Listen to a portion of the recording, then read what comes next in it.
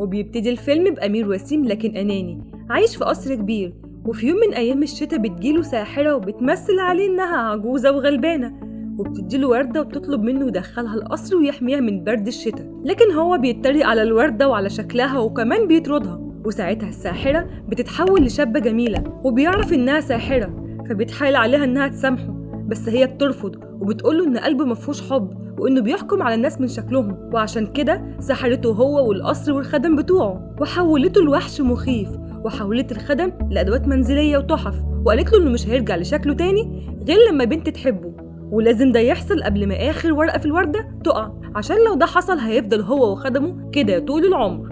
ومن اليوم ده والأمير حابس نفسه في القصر ومعاه مراية سحرية بيشوف فيها أي حاجة هو عاوزها.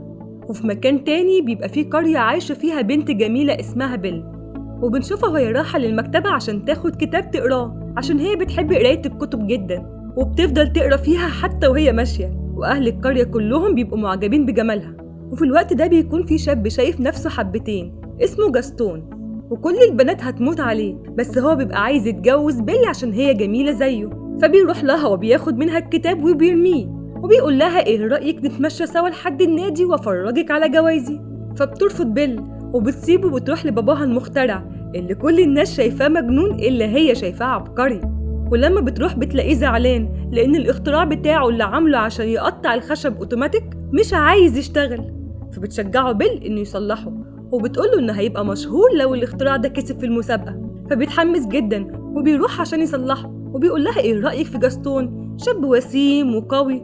فردت عليه لا يا بابا، ده مغرور وذوق مفيش. فبيقول لها باباها ولا يهمك، الاختراع بتاعي لو كسب هيغير حياتنا للأحسن. ووقتها الاختراع بيشتغل، فبيفرحوا جدا وبياخد باباها الجهاز على عربية وبيسيبها وبيروح على المسابقة. وفي الطريق باباها بيبقى عايز يمشي في طريق مختصر، والحصان بيحس بخوف من الطريق، وخصوصا لما هجم عليه مجموعة من الخفافيش، فبيطلع يجري الحصان عشان يهرب، بس أبو بيل بيقع وبتهجم عليه مجموعة من الذئاب، فبيطلع يجري بسرعة قبل ما الذئاب تاكله، فبيلاقي نفسه قدام باب القصر اللي فيه الوحش، فبيدخل بسرعة وبتقع منه الطاقية، وبيفضل ينده على أي حد عشان يستأذن منه إنه يقعد شوية في القصر، بس ما بيلاقيش رد، فبيتفاجئ إن الشمعدان والساعة بيتكلموا، وبيقرر الشمعدان إنه يضيفه، وبيتعرف على البراد والفنجان ابنها اللي اسمه كسر. والساعة بتحذرهم إن الأمير لو عرف إن في حد غريب دخل القصر من غير ما يعرف مش هيحصل كويس. وفجأة بيجي الأمير وهو متضايق لأن في غريب دخل القصر، وبيقول له أنت جاي بقى عشان تتفرج على الوحش؟ وبياخده يا حرام ويحبسه في السجن.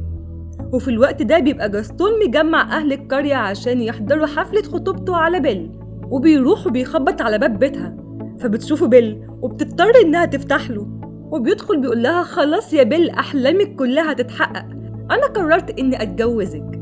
فبيل بذكائها بتطلعه بره البيت، فبيقع على وشه وبيقوم يقول لصاحبه وهو متضايق بالذوق بالعافية بيل هتبقى مراتي. وبعدها بيرجع الحصان وبتشوفه بيل وهو راجع لوحده، وبتعرف إن باباها في خطر، فبتطلب منه إنه ياخدها ويوديها للمكان اللي ساب فيه باباها، فبيوصلها الحصان للقصر، وبتتأكد بيل إن باباها جوه القصر لما بتشوف الطاقية بتاعته، فبتدخل وبتنده على باباها وبتفضل تمشي لحد ما بتلاقيه، وبتشوفه هو محبوس، فبتقوله مين اللي عمل فيك كده؟ فبيقول لها إن القصر ده مسحور وإنها لازم تهرب بسرعة قبل ما الوحش يجي ويحبسها، فبترفض بيل إنها تسيبه. وساعتها الوحش بيجي وبتطلب منه إنه يخرج باباها لأنه راجل كبير وكمان مريض ومش هيستحمل السجن، فبيقول لها الوحش ما ينفعش، ده دخل القصر من غير ما يستأذن مني، فبتقول له خلاص اسجني مكانه. فبيتفاجئ الوحش وبيقول لها بس توعديني لو خرجته ما تسيبيش القصر؟ فبتقول له أوعدك. فبيخرج باباها وبيرميه جوه عربية مسحورة وبيأمرها ترجعه بيته. وبعدها بيرجع لبيل، فبيوقفوا الشمعدان وبيقترح عليه إنه يقعد بيل في مكان مريح، فبيقتنع بكلامه، فبيروح لها عشان يوصلها لأوضتها. وهم ماشيين بيقول لها الوحش إنها تقدر تتحرك في القصر براحتها ما عدا إنها تروح للجناح الغربي، وقبل ما بيسيبها بيطلب منها إنها تتعشى معاه، وبيسيبها وبيمشي. وبيل بتقعد تعيط في الأوضة بسبب إنها اتحبست وكمان مش هتشوف باباها تاني. وباباها بيروح يحكي اللي حصل لأهل القرية وبيطلب منهم إنهم يساعدوه، وينقذوا بيل من الوحش اللي حبسها في القصر. بس محدش بيصدقه والكل بيفضل يضحك على كلامه ويقولوا عليه راجل مجنون.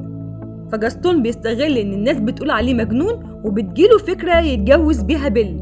وبنرجع لبيل، بنلاقيها في الأوضة وزعلانة، وشوية وبتسمع صوت حد بيخبط على الباب، فبتلاقي واحدة ست متحولة لبراد شاي ومعاها ابنها كسر جايين عشان يرحبوا بيها.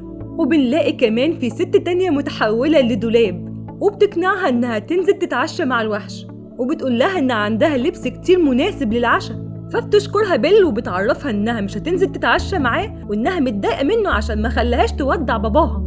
والوحش بيبقى مستنيها ومتضايق لأنها لسه ما نزلتش لحد دلوقتي، فبيقول له الشمعدان إنه يتعامل معاها بهدوء لأنها ممكن تكون البنت اللي هتفك السحر لو حبها وحبته. وبعدها بيعرفوا الساعة إنها مش هتتعشى معاه، فبيطلع لها وهو متعصب جدا وبيقعد يخبط عليها جامد وبيأمرها إنها تنزل تتعشى معاه. فبتقول له لأ، فبيقول لها ليه؟ فبتقول له أنا حرة. فالخدم بيقولوا له عاملها بالراحة، فبيطلب منها نفس الطلب تاني بس بالراحة، وبرضه بتقول له لأ. فبيتعصب جدا وبيقول لو مش هتتعشى معايا يبقى مفيش عشاء ليها خالص. وبيروح لأوضته وبيطلب من المراية إنه يشوف بيل، فبيلاقي الخدم بيحاولوا يقنعوها إنها تتعامل معاه، بس هي بترفض أي تعامل يحصل ما بينهم. فبيحس الوحش إن مفيش أمل إنها تحبه. شوية وبيل بتحس بالجوع، فبتخرج من الأوضة وبتقابل الخدم وبتقول لهم إنها جعانة، فبيقعدوها على السفرة وبيقدموا لها الأكل وبيعملوا لها حفلة ترحيب تجنن وبيعرفوها عليهم وهي بتكون مبسوطة جدا. وبعد ما بتاكل بتطلب من الشمعدان والساعة إنهم يفرجوها على القصر، فبياخدوها وبيعرفوها على كل مكان في القصر. وهم ماشيين بيعدوا على الجناح الغربي، فبيقول لها الساعة إن ده الجناح اللي الوحش أمرك إنك ما تقربيش منه. فهي كان نفسها تعرف إيه حكاية المكان ده، فبتضحك عليهم وبتسيبهم وتروح للجناح الغربي. وأول ما بتفتح الباب بتلاقي الأوضة مكركبة، فبتدخل وبيلفت نظرها صورة مقطعة بس ما كانتش فاهمة حاجة. وبعدين شافت وردة حمرا جميلة ولسه هتلمسها بيشوفها الوحش وبيزعق لها عشان ما سمعتش كلامه. فبيل بتعتذرله بس هو بيزعق لها وبيطردها. فخرجت بيل وهي خايفة منه جدا وقررت إنها تسيب القصر وتهرب، وبتطلع تجري وهي بتقول وعدت ما وعدتش مش ممكن أقعد هنا أبدا.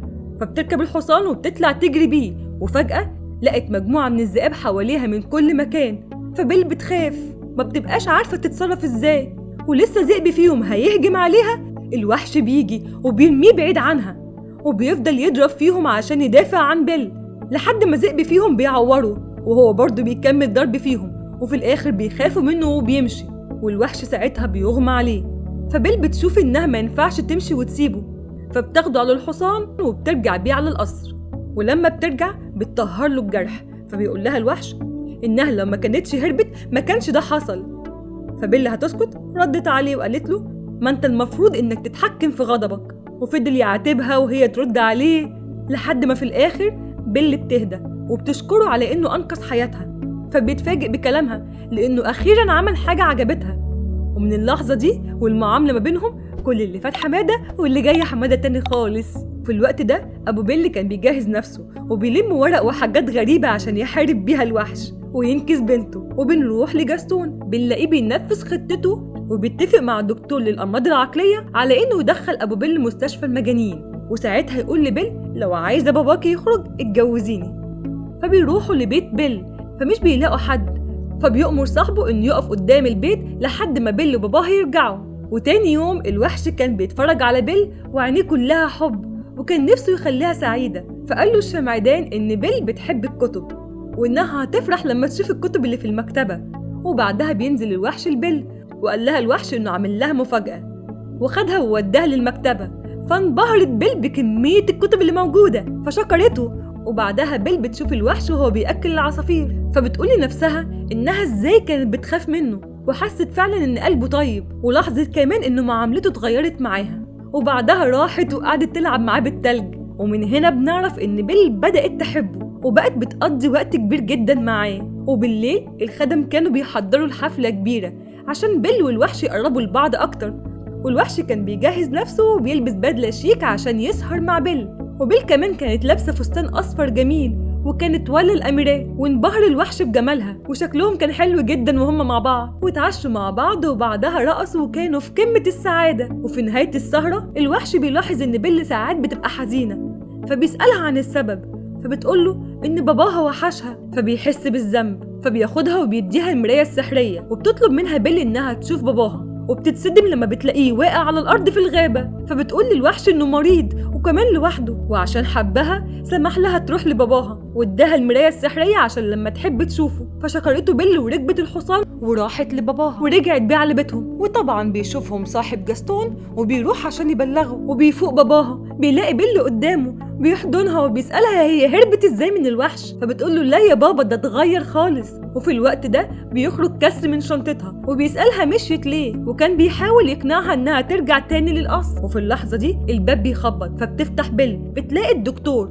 وبيقول لها انه جاي عشان ياخد باباها لانه مجنون وماشي يقول للناس انه شاف وحش ضخم. فبتحاول بيل انها تمنعهم، وبيجي جاستون وبيقول لها انه يقدر يحل المشكلة دي لو اتجوزته، فبتزقه بيل وبتقول له مش ممكن اتجوزك يا مغرور. وبتطلع تقول لأهل القرية إن باباها مش مجنون وإنه ما كانش بيضحك عليهم، وبتؤمر المراية إنها توريهم الوحش، فبيشوفوه أهل القرية، وبتقول لهم وحش إنه مش مؤذي خالص وإنه هو صديقها. فجاستون بيحس من كلام بيل إنها بتحبه، فبيقرر إنه هو ينتقم منه، فبياخد المراية من إيد بيل وبيقعد يقول للناس إنه وحش مفترس وإنه ممكن يهجم عليهم في أي وقت وإنهم لازم يخلصوا منه. فبتحاول بيل إنها تمنعهم، فبيحبسوها هي وباباها وبيروحوا عشان يموتوه. ولما بيوصلوا بيشوفوهم الخدم وبيعملوا معاهم الصح.